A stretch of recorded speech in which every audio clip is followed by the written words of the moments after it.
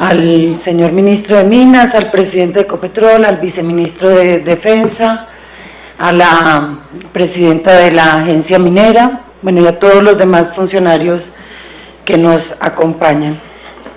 Vamos a tratar, por la hora, de ser lo menos repetitivos posible frente a la exposición muy interesante del senador Robledo.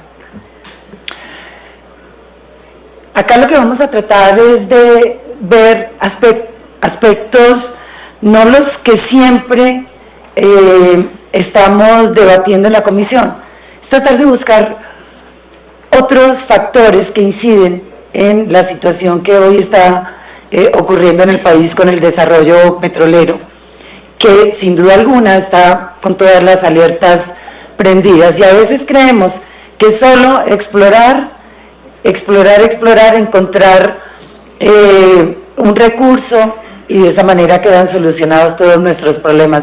No, ese es un factor fundamental, la exploración, lograr nuevos descubrimientos, pero hay otros que tienen que ver más con lo social, que hoy están incidiendo notablemente en las cifras de producción que presenta el país. Yo hoy podría decir que el tema de la protesta ciudadana, de la protesta social, de las zonas de influencia, le está representando entre 40 y 50 mil barriles diarios de petróleo al país, y eso cambiaría de alguna manera las cifras, pero bueno, lo veremos más adelante. Siguiente. Esta gráfica nos muestra cómo ha sido de variable la producción en el país. Hemos pasado de estados de autosuficiencia a importación, nuevamente logramos la autosuficiencia, se dispara, disminuye, pero no hemos tenido la capacidad, o bueno, también son las condiciones geológicas. Nos falta hacernos la pregunta, y si el país no da más en producción, ¿qué va a pasar? ¿Qué hacen los demás países que no tienen más petróleo? Ojalá lo tengamos, pero si no, hasta aquí pues no puede llegar el desarrollo del país. Tenemos que estar listos a plan B, C, porque hoy tenemos petróleo y hemos sido afortunados en lograr incluso producciones pico de 1 millón de barriles, pero como vamos a ver a continuación, nuestros descubrimientos nuestros yacimientos principales son supremamente antiguos. Últimamente no hemos logrado mayores descubrimientos, a pesar de que se ha hecho un esfuerzo exploratorio. Si no tenemos más, pues también tenemos que empezar a revisar. Tenemos una política en materia de producción de energía. ¿Qué es lo que va a proponer el gobierno en este nuevo periodo? Porque ya se agotó un plan estratégico minero energético. Eso son más que afirmaciones, lo que hoy traigo es cuestionamientos con base en datos, distintos datos que hemos ido encontrando. Siguiente. Esos son los principales descubrimientos y lo que sigue sustentando casi 30 años después la producción petrolera del país. Caño Limón, en Arauca, tiene 28 años desde que comenzó su producción. Allí mostramos cómo se estimaron las reservas en cerca de 1.2 millones de barriles. Actualmente anda un poco menos de 100.000 barriles diarios. Y acá en Caño Limón, yo pensé que iba a profundizar un poco el senador Robledo con este tema, porque actualmente Ecopetrol posee el 60% y el restante 40% es de sus asociados. Pero yo recuerdo una discusión que se dio frente a Caño Limón con la Oxy, porque en el 2008 se dio la renegociación de ese contrato y creo que el país sufrió una pérdida. Le fue bien a la Oxy, le fue mal a Ecopetrol y nos fue mal a los colombianos, porque al momento de discutirse no solo se mantuvieron las condiciones que traía ese contrato, sino que incluso fueron mejores, se mejoraron para la empresa. Se basaron para esa negociación y para esa decisión en cifras, en proyecciones, que con el tiempo vimos que no eran ajustadas, que eran mejores, que nos hubieran permitido adelantar una mejor negociación. Imagínese Colombia, darnos el gusto de regalarle recursos tan escasos y que tanto le cuestan al país. Según algunos sectores, no pudimos verificarlos de manera oficial, pero según algunos sectores han estimado las pérdidas en Caño Limón para el país en cerca de 4 billones de pesos, en cerca de 2.748 millones de dólares, porque además de unos conflictos que se han dado allí con los pueblos uva y con unos temas ecológicos, se liberó a la OXY de la responsabilidad de venderle el petróleo a Ecopetrol, que es un petróleo liviano. Se subvaloraron los cálculos del yacimiento. Se partió del hecho de que se estaban produciendo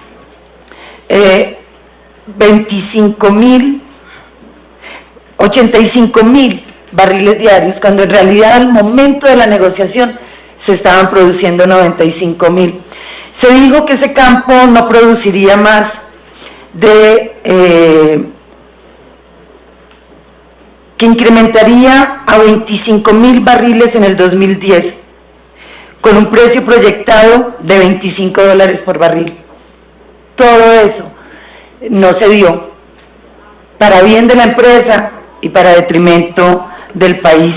Cito como fuente de estas cifras al ingeniero Oscar Vanegas, que le ha venido haciendo seguimiento. El argumento del gobierno en el momento en que se estaba dando esta discusión es que si la negociación en esas condiciones y bajo esos supuestos le representaría a la nación un valor presente neto de 846 millones de dólares, es decir, 94 millones de dólares más de lo que obtendría si no se firmaba, y el tiempo nos dice que hemos perdido 4 billones de pesos. Cusiana y Cupiagua es el segundo campo que ha venido sustentando la producción de petróleo en el país. Estos dos campos se rigieron por el contrato de Santiago de las Atalayas, donde Ecopetrol tenía el 50%, la BP 31% y Tempa 19%. Se anticipó de alguna manera para Ecopetrol la operación, y en el 2010 Ecopetrol asumió el control del sur de Cusiana y de la totalidad de Cupiagua, y la parte norte de este campo es en el 2016 que retorna a Ecopetrol. Esta producción de Cusiana y Cupiagua ha sido realmente impresionante, histórica, pero ya también está en un momento de declive. Castilla-Chichimene en el Meta, Cusiana, Caño Limón 28 años, Cusiana Cupiagua ya lleva 24 años, Castilla-Chichimene desde la reversión 14 años, pero antes ya llevaba un tiempo grande, creo que era con la Chevron, presidente, sí. Castilla y Chichimene, esto se revirtió en el año 2000, pero esto no fue fácil, esto fue producto de una gran presión social, regional y nacional, porque se discutía en ese momento que solo la Chevron estaba en capacidad de explotar petróleo de las características de ese campo y que Ecopetrol carecía de la tecnología. Luego de mucha discusión, donde incluso Ecopetrol dudó bastante, se lanzaron al agua, y si no estoy mal, pasamos, allí está la cifra, de 23.000 barriles diarios que venía produciendo la Chevron, Ecopetrol llegó a 154.000 barriles diarios. Esto lo digo e insisto y hago énfasis porque ya se aproxima la discusión de otro campo fundamental, que es el campo Rubiales. Lo mencionaba ahora el senador Robledo, y yo quiero decir acá que me ha preocupado un poco ver la falta de una discusión pública sobre ese tema. Acá en la Comisión Quinta hemos tratado de hacerle seguimiento a esos contratos del sector minero o del sector petrolero que deben renegociarse o revertirse. Y lo que hemos notado es que generalmente no les gusta ni a las empresas ni al gobierno dar una discusión pública, cuando creo que por ser bienes, por ser patrimonio de los colombianos, por ser recursos de todo el país, todos tenemos derecho a participar, a conocer si se está avanzando. Si están pensando en que lo que le conviene al país es Pacific, denos los argumentos, permítanos conocer. Hoy ni siquiera sabemos cómo salió la prueba STAR, a pesar de que hemos sido tan insistentes, tan abiertos para dar la discusión. Y eso sí genera un manto de dudas sobre los procesos, que en última sé que no importa mucho, porque así lo hemos podido notar cuando se dio lo de Cerro Matoso y todo. En última no preocupa mucho lo que se plantea acá, pero con el tiempo no sabemos si finalmente ocurra lo que acá estamos exponiendo sobre Cañón Limón, donde el país podría estar recibiendo recursos muy importantes y los cedimos bajo negociaciones que no son públicas como deberían ser. Campo Rubiales es el campo más productor de todo el país. Tiene una producción de 175,000 barriles diarios, con reservas probadas que están estimadas en 394 millones de barriles. Está ubicado en Puerto Gaitán Meta, que acá hemos hecho bastante debate sobre este campo, por otras razones. Es porque se estaba haciendo la prueba piloto STAR y dijimos que estaba presentándose una actividad sísmica anormal. Lo hemos nombrado muchísimo. Comprende dos bloques que son Pirirí y Rubiales. Ecopetrol participa con el 57% y Metapetroleum con el 43%, que hoy es Pacific Rubiales. Este contrato vence en junio del 2016. Y hoy quisiéramos saber qué están pensando, en qué sentido han ido avanzando, porque Pacific nos había expuesto su intención de no ofertar por Rubiales, de no insistir en la ampliación del contrato. Sin embargo, en estos días, Ronald Pantin, que representa a Pacific, manifestó que Pacific está de acuerdo con continuar su inversión en Campo Rubiales junto con Ecopetrol durante los años 2015-2016. Cuando uno está de acuerdo con algo es que le han hecho una propuesta o se ha dado una discusión, y en estos términos precisos se manifestó Pacific.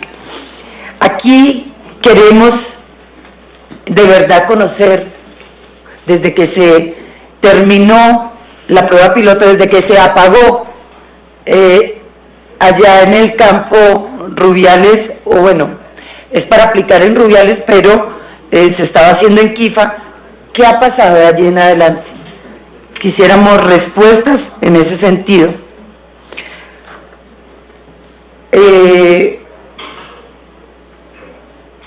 Termina Ronald Pantin asegurando que prorrogando este contrato, con esto pueden garantizar un retorno de la inversión y de esta manera el bajo precio del petróleo no va a ser un problema para Pacific. Por eso Pacific propondrá a Ecopetrol extender el uso de la tecnología STAR. Acá solamente planteamos esas inquietudes y quisiéramos escuchar respuestas. Siguiente. Colombia, a pesar de que no es un gran productor, sí es un país totalmente dependiente en este momento de los recursos que genera este sector. Nosotros éramos agropecuarios como hasta antes de la década de los 90. Tenía una gran incidencia el sector agropecuario en el Producto Interno Bruto, pero hoy pues realmente lo que hemos visto es un retroceso, aunque en los 2 últimos años sin duda alguna repuntada, pero ya no somos los productores de alimentos, sino que dependemos de el desarrollo petrolero y minero, especialmente petrolero. Realmente lo minero sigue siendo un poco marginal. De ahí la preocupación de esta comisión, porque no es que se disminuya la producción y bueno, tenemos que importar, no, es que todo el país se va a ver afectado, todo, tema de empleo, cifras de crecimiento económico, incidencia en pobreza, en todo. Por eso también, más que cuestionar, queremos tener como la tranquilidad de saber que se tiene un norte y se están encaminando articuladamente todas las acciones hacia ese punto. Siguiente, el plan estratégico sectorial que formuló el Ministerio de Minas tenía unas metas muy concretas, 570 pozos en ese cuatrenio 2011-2014, y a septiembre de 2014, según la respuesta que nos llegan, lograron 571 pozos, o sea, realmente se ha cumplido.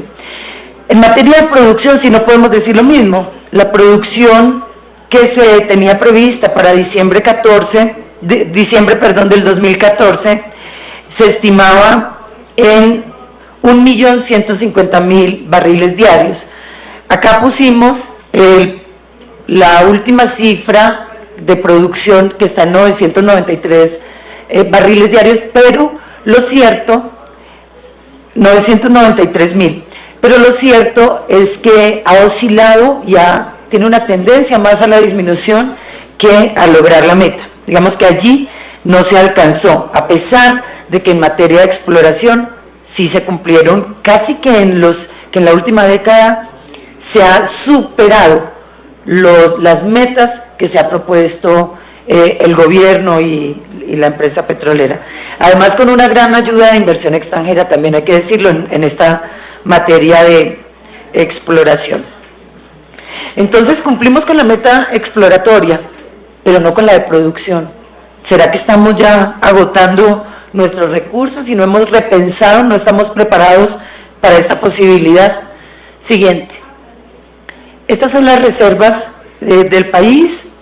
Las reservas totales llegaron a 2.445 millones de barriles diarios, con una proyección de 6.6 años, 6 años y medio, 7 años, y allí muestra la gráfica cómo desde el 2009 comenzó a declinar el tema de las reservas.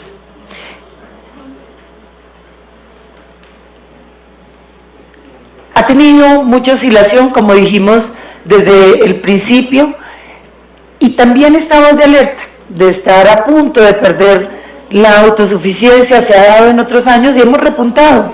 Allí vemos también nuevamente como en el 2011 volvemos a incrementar, pero en ese momento existía la expectativa de estas rondas que eran novedosas, que estaban dándole una dinámica interesante al sector. Siguiente. Estas son como las nuevas zonas con potencial a la que le están apostando las grandes empresas. Allí está el bloque sur, que esta es zona del Ariari en el Meta, con potencial de cerca de 500 millones de barriles y es operado por Ecopetrol.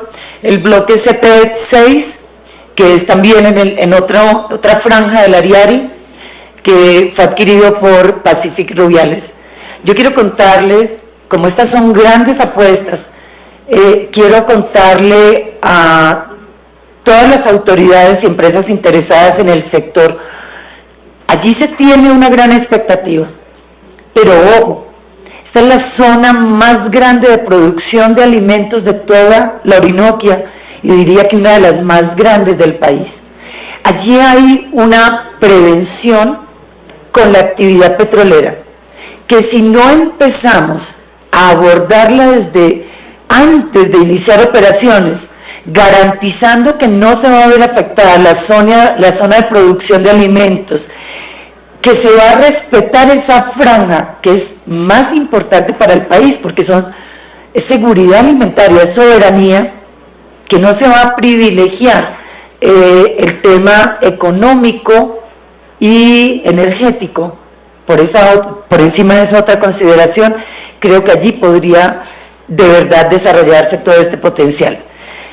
Si el gobierno y las empresas hacen lo que generalmente ocurre y ha ocasionado tanto conflicto social, que es vamos para adelante con la producción, después en el camino resolveremos, seguramente esta zona que ha sido la casa del secretariado de las FARC por décadas, que tuvo una amplia presencia paramilitar después y que hoy está constituida por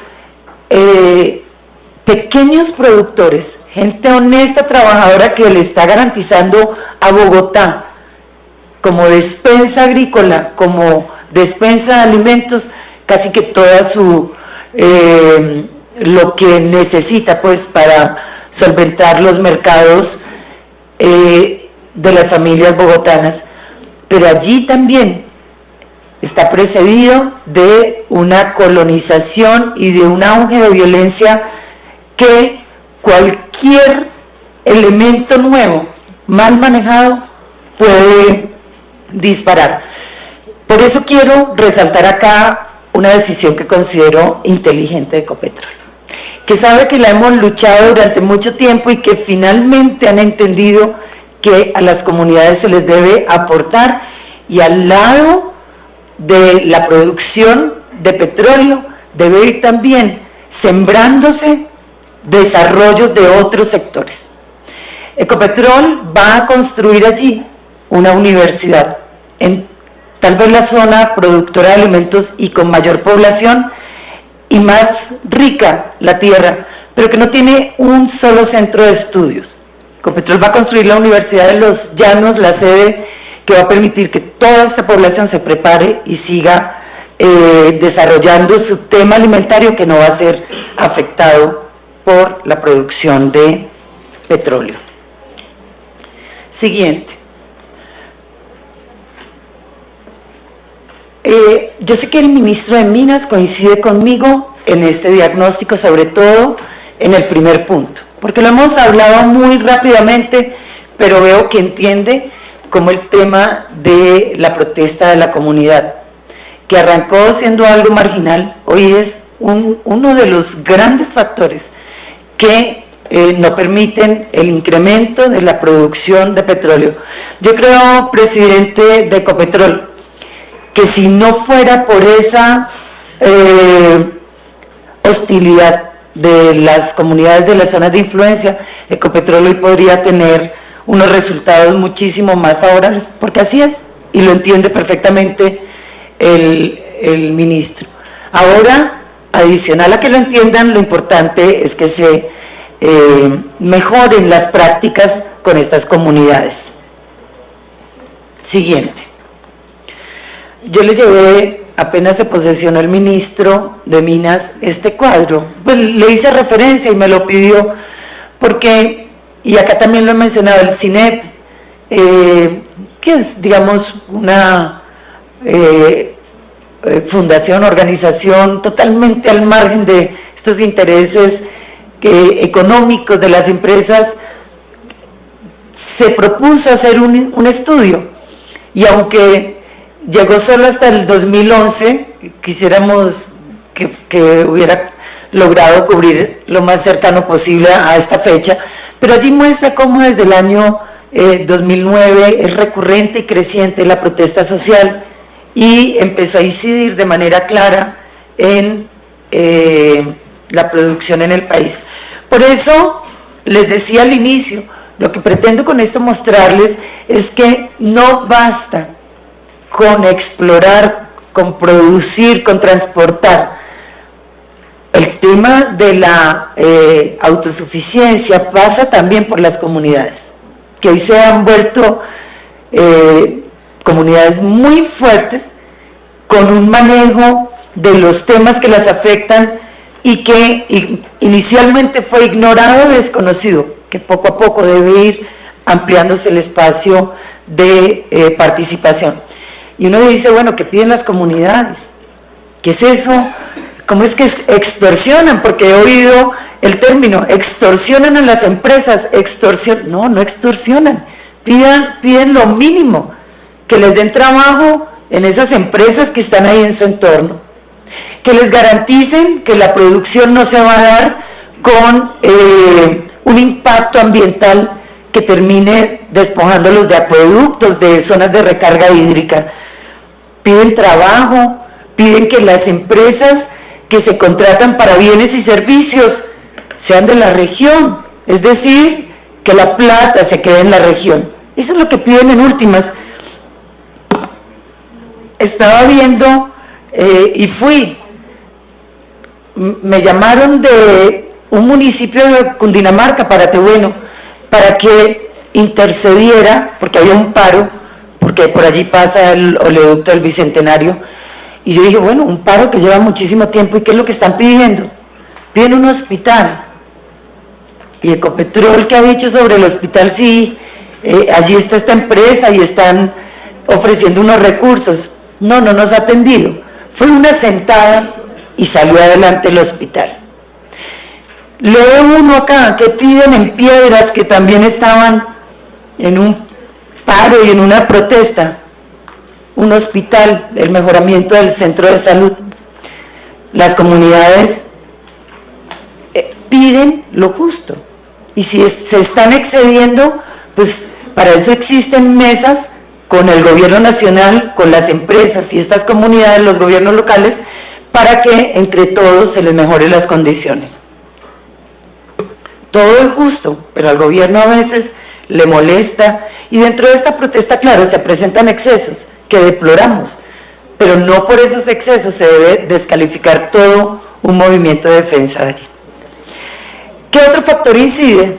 Siguiente, la normatividad en materia ambiental.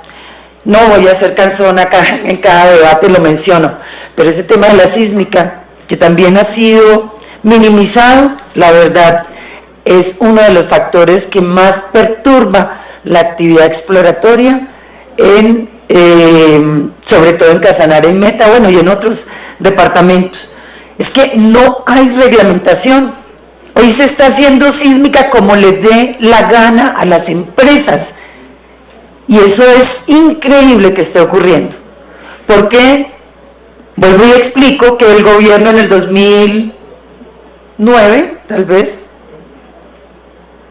no, desde el año 97, consideró que la sísmica no hacía parte de la exploración y eliminó el requisito de la licencia, pero tampoco sacó unas guías, no ha actualizado las guías. Hoy se hace sísmica 3D, que implica un poco más de detonantes, un poco más ¿cómo se llama? Digamos que se utilizan más, se afectan más ambientalmente. Sin embargo, hoy el país no tiene una guía de sísmica 3D. Las empresas hacen lo que quieren y lo hacen muy mal, y eso ha generado buena parte de las protestas. Estaba leyendo una noticia que dice que el ministro acaba de expedir una guía de buenas prácticas. La acabo de leer en portafolio. Bueno, no la conozco. Por lo menos esta comisión nunca nos consultaron ni nos preguntaron, ojalá sea útil. Pero yo insistiré con el tema de la sísmica, que tiene que ser herramientas, no una graciosa concesión de las empresas, sino cumplir un reglamento estricto que se fije por el gobierno o por el Congreso. Siguiente, el otro aspecto que afecta la producción es la seguridad en la infraestructura. Estos datos los traje en el debate pasado. Son cifras oficiales del Ministerio de Defensa, un crecimiento del 735%, porque pasamos de 31 episodios en el 2011 a 259 en el 2013. Pero lo que más lo sorprende a uno es que Ecopetrol y las empresas y el sector de hidrocarburos pagan por la seguridad. de los oleoductos, de las instalaciones, de toda esta infraestructura, y no paga poquito, paga muchísimo. Por eso está invitado al Ministerio de Defensa, porque en lo que ha corrido del 2010 al 2014, solo Ecopetrol ha pagado 682.000 millones de pesos a la Policía, Fuerza Aérea y Armada, y sin embargo se han incrementado en 735% los atentados. Entonces quisiéramos conocer las razones, porque quiere decir que esto no está funcionando, y esto le ha salido carísimo al país y a las empresas. Se dejaron de producir más de 18, casi 19 millones de barriles de petróleo durante todo el año, y eso pues ustedes saben el costo que tiene. Siguiente, volviendo al tema de la exploración, yo no voy a hacer mayores observaciones porque prácticamente se han cumplido las metas, incluso se han superado. En este momento en sísmica 3D son más de 4 millones de hectáreas, área total de explotación 2 millones algo, y de exploración cerca de 20 billones de pesos. Siguiente. 20 millones de hectáreas, perdón, tiene toda la razón. Siguiente, esta. Si vamos por el camino correcto o no, yo creo que en algunos aspectos sí, que estamos fallando en otros también, pero lo más importante es, tenemos un camino, hay una política mineroenergética, si no hay petróleo, vamos entonces a buscar ¿qué? A construir ¿qué? En el país. Es lo que más nos preocupa, porque vean las metas tan elevadas para lograr una situación más o menos adecuada. 2014 deben perforarse 230 pozos y aumentar las reservas. ANH y UCME dicen que el país debe perforar 1.470 pozos en 10 años. Bueno, y al lado de esto, ¿qué? Si no funciona. Yo quiero insistir en esto, porque vean las consecuencias. Hacía referencia ahora el senador Robledo a una hipótesis que planteó el doctor Hernando José Gómez, que fue el director de Planeación Nacional, y dijo, bueno, perdónenme ser tan negativo, pero déjenme contarle al país qué pasa si el desplome de los precios del petróleo llegan a ponerlo a $60 el barril. ¿Qué va a pasar para el país? Pues van a pasar cosas terribles, porque dependemos en este momento de nuestra economía casi que totalmente de ese sector. No estamos muy lejos. Hoy el dólar WTI, referencia a WTI, está a 77.35. Y ha pasado en épocas anteriores que lo teníamos en unos precios sin antecedentes supremamente altos, y su desplome inmediato también se ha dado de esa manera. Entonces, ¿cómo vamos a enfrentar una posible descolgada? ¿Qué estamos haciendo? ¿Hacia dónde estamos enfocando nuestro esfuerzo? Siguiente, los resultados de la Ronda Colombia, iba a ser uno de los temas principales de este debate. Hoy ya no lo son porque ya es un hecho cumplido. No nos fue bien. Digamos que la excusa o la explicación mejor que dan las autoridades, que da la ANH, que dio en su momento el ministro de Minas, es que son áreas en su mayoría frías y que no se esperaban unos grandes resultados.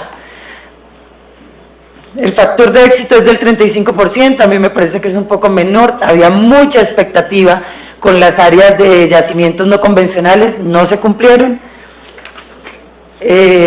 Menos mal no se cumplieron, porque recordemos que allí es donde se utilizan tecnologías como el fracking, que aún no hemos analizado en cuanto a su impacto ambiental, y digamos que no van a ser tan fuertes en los próximos años. Siguiente. Estas son proyecciones de Ecopetrol. Siguiente. Esto también, pues, son como las calificadoras de riesgo que dice, vea, todo lo que se está planteando por parte de Ecopetrol es bueno, pero el riesgo es alto y no sabemos si se vaya a cumplir. Siguiente.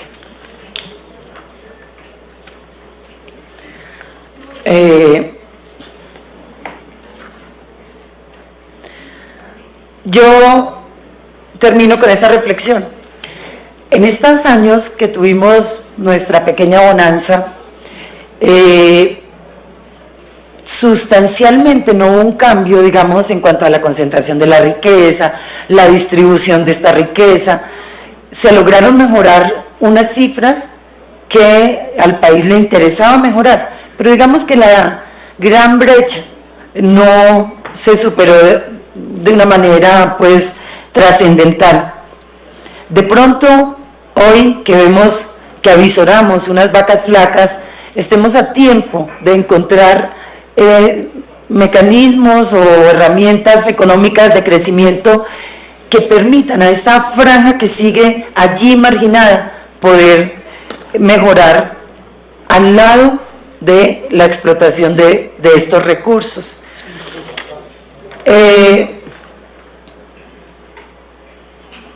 Mientras la desigualdad, el desconocimiento de las comunidades, que es un tema en el que soy un poco reiterativa, continúe, es difícil crecer. Nosotros, yo personalmente, soy aliada, entiendo la importancia y la incidencia de nuestra economía, pero nunca seré una aliada que permita que se le haga daño al patrimonio de los colombianos.